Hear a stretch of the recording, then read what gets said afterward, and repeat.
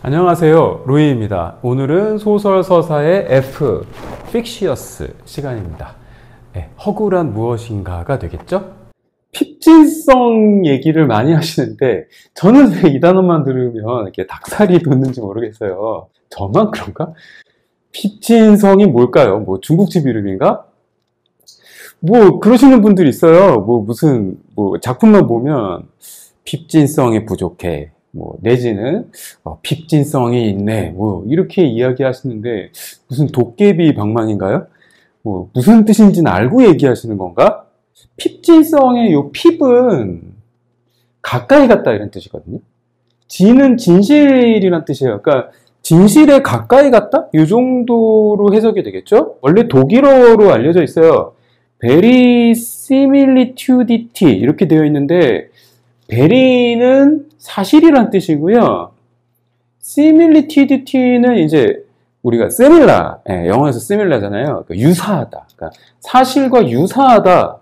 자, 요런 정도의 의미로 받아들일 수 있겠죠. 왠지 그냥 핍진성이라는 단어 하나만으로 소설, 서사 전체를 평가할 수 있는 기준을 삼을 수 있는 건지 이거는 좀 생각을 해봐야 될 것 같죠. 핍진성 이야기하기 전에 specific detail이라고 하는 게 있어요. 요거는 번역할 때는 세부사항? 이렇게 번역을 많이 하는 것 같더라고요. 근데 말 그대로 따지면 특별한 디테일, 이런 뜻이잖아요. 지금 보시는 건 영화인데요. The Door in the Floor 라고 하는 영화예요. 되게 좋은 영화인데, 한국에서는 바람난 가족? 이런, 말도 안 되는 제목으로, 상영이 되었던, 그런 작품인데요. 내용을 보면 여기 나오는 두 부부가 어느 날, 요 사람은 이제 그림 작가고요. 부인이고, 자, 이런데 어느 날 아들들과 같이 스키장에 다녀오다가 이분이 술을 많이 드셨어요. 그래서 운전을 못하게 되었고, 그러니까 할 수 없이 아들들이 해야겠죠? 10대 후반인데 아들이 운전하고 오다가 눈이 덮여 있으니까 뒤에 후미등이 보이질 않아서 트럭이 어두운 길에서 그냥 받아버린 거죠. 그래서 아들 둘이 크게 다쳐요. 크게 다치고 좌석이 이렇게 있으니까 이제 다 한 명씩밖에 안 보이잖아요. 자, 그런 상황에서 한 명은 죽었지만 한 명은 살아있다. 자, 이렇게 생각을 했던 모양이죠. 근데 이제 사고차가 오고 둘 다 구조가 되고 그 다음에 아들들이 앰뷸런스에 실려 간 다음에 이 여자분이 그랬다는 얘기가 나와요. 이분이 얘기해줘요. 저기 신발을 두고 갔네. 신발을 집으러 가야겠네. 라고 생각을 했는데, 이 사람은 얼어가지고 말려야 되는데 말릴 수가 없었던 거죠. 어떤 일이 생겼느냐? 이 여자분이 본 건 신발뿐만이 아니었죠.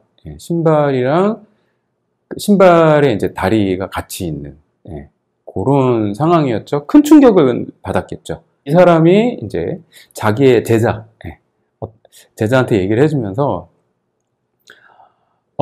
그때 그 아이가 신었던 신발은 제가 상표는 지금 기억 안 나는데, 나이키 에어 조단이었어. 이런 식으로 이야기해요. 자, 그랬을 때 그 나이키 에어 조단이라고 하는 그 묘사가 바로 specific detail이라는 건데요. 이 specific detail은 약간 쓸데없는 이라는 뜻을 갖고 있습니다. 쓸데없는. 영어로 하면 좀 useless한 거겠죠? 전체 서사와는 상관이 없어요. 그 신발이 나이키건, 다른 상표건 간에, 아무 상관이 없는데, 그거를 이야기함과 동시에 우리는 다른 모든 정황들이 왠지 리얼리스틱하게 느껴진다는 거거든요. 가까이 간다라고 했을 때, 가까이 가다라는 말은 근접하다 이런 뜻도 있지만, 닿으면 안 된다 이런 뜻도 있잖아요. 너무 가까이 가서는 안 된다. 이런 의미도 있는 거예요. 우리가 캐리커처를 본다라고 하면요. 그 캐리커처가 사실은 원래 생긴 사람 얼굴이랑 굉장히 다르잖아요. 특히 아주 간략하게 그렸다. 자, 이렇게 될 것 같으면 정말 사실과는 거리가 멀 텐데 그럼에도 불구하고 우리는 그 사람 얼굴이랑 닮았다고 생각하잖아요. 그 이유가 뭘까요? 특징을 잘 잡아내서 정반대일 수도 있죠. 생략된 부분이 많아서일 수도 있어요. 분명히 말씀해드리지만 독자의 상상만큼 리얼리스틱한 건 없어요. 다시 말해서 좋은 글은 독자의 상상력, 비어있는 부분을 채우려는 독자의 어떤 본능, 이런 것들을 불러일으키는 것이 중요한 것이지, 내가 사실에 맞닿을 정도로 그 모든 디테일들을 다 이야기해 주는 게 픽셔스한 게 아니라는 거죠. 어떤 결론에 도달할 수 있느냐? 픽셔스는 생략입니다. 픽셔스는 생략이 중요한 거고요. 여백이 중요한 거예요. 다른 말로 하면 소설은 쓰는 것보다 지우는 게 더 중요하다. 쓰여진 부분보다 생략된 부분이 더 중요하다. 자, 이렇게 이야기할 수 있는 거죠. 이 작품은 톨스토이의 안나 까레리나라는 작품인데요. 보통 첫 문장으로 많이 유명하죠. 행복한 집들은 다 거기서 거기지만 불행한 집들은 그 이유가 다 다르다. 사실은 이 대목이 훨씬 더 유명해요. 마음이 완전히 떠나고 나서 그 기차역에서 남편을 만났을 때를 묘사한 그런 장면인데요. 어쩌고 저쩌고 설명한 게 아니라 딱 하나를 묘사함으로 해서 심정 변화를 아주 압축적으로 잘 전달하고 있는 대목이에요. 까레닌이 안나를 만나러 역으로 왔는데 그녀는 대뜸 이런 생각이 든다. 오 세상에, 왜 저 사람 귀가 저렇게 되었지? 그녀의 남편은 냉정하고 위협적인 모습이지만 갑자기 이상해 보이는 것은 무엇보다 그의 귀다. 둥그렇고 검은 펠트 모자 가장자리를 연골로 떠받치는 그의 귀. 이렇게 딱 썼는데 이게 사실상 상식적인 이야기는 아니잖아요. 갑자기 남편의 귀가 이상해 보인다. 자, 상식적인 이야기는 아닌데 우리는 살면서 그럴 때가 있어요. 매일 익숙하게 보던 사람이 갑자기 낯설어 보일 때.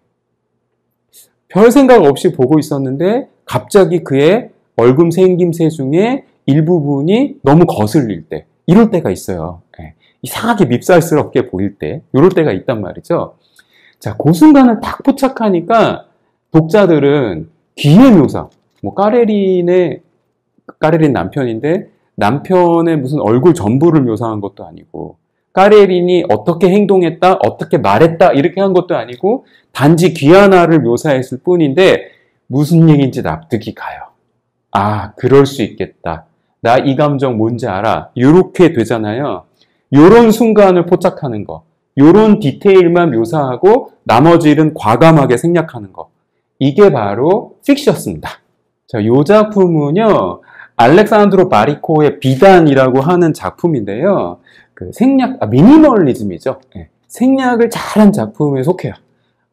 이것도 꽤 예전에 쓰여진 작품이라서 만약에 생략으로 따질 것 같으면 요즘 작품이 또 한 수 위겠지만 어쨌든 조금 고전적인 작품으로 골라봤어요. 이 소설의 내용은요, 프랑스에서 누에를 쳐서 비단을 만들고 있었던 사람인데요. 누에들이 다 죽는 이런 일이 생겨서 어쩔 수 없이 일본까지 가서 누에를 구해오는 이런 일을 하게 돼요. 여기 나오는 주인공이요. 그런데 일본에 가서 일본의 성주를 만나게 되는데 그 성주가 데리고 있는 어린 여자가 있어요. 그 어린 여자한테 마음을 빼앗기게 되죠. 그래서 연애도 아니고 뭣도 아니고 그런 어떤 사랑의 감정을 느끼게 되는데 원래 좀 잘못된 사랑이 좀 판타지가 많잖아요. 그렇다 보니까 돌아와서 오랜 세월을 그녀를 그리워하면서 지내게 되지만 아내가 모르는 줄 알았지만 사실은 아내가 알고 있었던 거죠. 이 작품은 3인칭 화자를 여기 나오는 이제 남자로 맞추고 있지만 사실 이 서사의 모든 초점은 이 남자의 아내한테 있다. 자, 이렇게 말할 수도 있는 작품이거든요. 자, 어쨌든 이 작품에서 그 성주의 소녀를 만나는 장면, 요거 한번 같이 보실까요? 머리부터 발끝까지 다 묘사한 게 아니에요. 이 여자에 대한 묘사는 딱 요거 한 줄밖에 안 나와요. 동양인처럼 가늘게 찢어진 눈이 아니라는 것, 요거밖에 없어요. 단지 이거 하나만 가지고 나머지 디테일들은 독자가 상상하게 그냥 내버려 둔 거예요. 자, 더 중요한 거는 이 동양인처럼 가늘게 찢어진 눈이 아니라는 것이라는 문장은 묘사의 역할을 하고 있기도 하지만 사실은 뭐라고 할까요? 여기 나온 그라고 하는 사람이 지금 백인이잖아요. 그래서 백인이 동양의 땅에 가서 어쩌면 서양인일지도 모를 그런 어떤 소녀를 만났다는 거잖아요. 혼혈일지도 모르죠. 이런 미묘한 어떤 상황들을 이야기하고 있는데 이거에 대해서 더 이상 설명하지 않아요. 단지 이 한 줄을 통해서 이미지를 환기하는 데서 그치고 있는 작품이라는 거죠. 반짝이는 그 눈은 마치 태어날 때부터 에르베 종크루를 보고 있었던 것 같았다. 뭐 말도 안 되는 얘기지만 에르베 종크루는 그렇게 생각할 수 있죠. 그는 시선을 다른 곳으로 돌렸다. 있는 힘을 다해 무관심한 표정을 지었다. 그리고 목소리가 떨리지 않도록 조심하며 이야기를 이어나갔다. 방바닥에 놓인 찻잔에 눈길이 닿았을 때 그는 잠시 말을 멈추었다. 한 손으로 찻잔을 들어 입술로 가져가 천천히 마셨다. 그리고는 찻잔을 내려놓으며 다시 이야기를 계속했다. 자, 여기 나와 있는 거 묘사 어떠세요? 일본에 갔으면 되게 이국적인 곳일 텐데 일본의 건물이 어떻게 생겼는지, 성주가 어떤 옷을 입고 있는지, 주변에 뭐가 있었는지 이런 거 세세하게 설명하지 않아요. 독자가 그냥 상상하게 내버려 두고 있습니다. 계속 읽어볼까요? 그러나 절대적인 침묵이 흐르는 가운데 전혀 예기치 못했던 일이 벌어졌다. 소녀가 치맛자락에서 한 손을 빼내어 다다미 위로 슬쩍 내밀었던 것이다. 에르베 종크루는 희미한 그림자가 시야로 파고드는 것을 느꼈다. 소녀의 손은 하라케이의 찻잔을 지나쳐 스멀스멀 앞으로 기어와서는 아무런 망설임도 없이 다른 찻잔을 잡았다. 그가 입을 댄 찻잔이었다. 소녀의 손이 찻잔을 살며시 집어들었다. 찻잔이 시야에서 사라졌다. 하라케이는 무표정한 시선을 에르베 종크루의 입술에서 잠시도 떼지 않았다. 이 부분이 유명한 장면인데요. 한번 보실까요?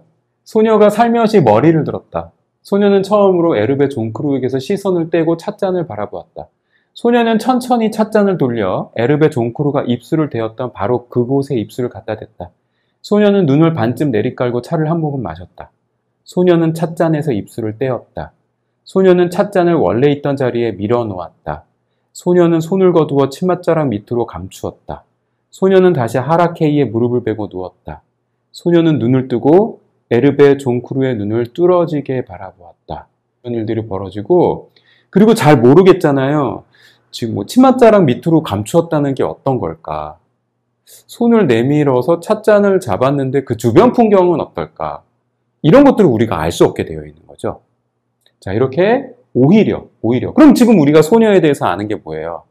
동양인의 눈을 가지고 있지 않았다라는 것과, 그 다음에 그 성주에 무릎을 베고 누워있다가 갑자기 치맛자락이 아니겠죠. 가운이겠죠. 가운에서 손을 빼가지고 종크루의 찻잔을 한 잔 마시고 다시 내려놓았다. 이거밖에 없잖아요.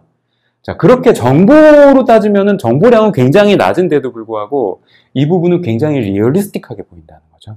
여기도 있네요. 알 수 없어라 삶은, 가다할 수 없어라 사랑은, 이렇게 되어 있잖아요. 바로 이게 중요한 거예요. 가다할 수 없다는 거. 그죠? 가다할 수 없다는 거. 절대로 가서 닿으시면 안 됩니다. 가서 닿으시면요. 자, 이게 사실이라고 했을 때, 사실 우리는 현실에 가다할 수 있는 방법도 없어요. 자, 없지만, 여기에 너무 근접하시면 독자가 상상할 수 있는 여백이 사라져요.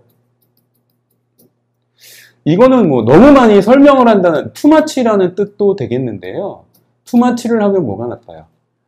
독자가 모든 설명을 다 들으니까 뒤에 내용이 궁금한 게 하나도 없어요. 전부 다 설명 들었으니까요.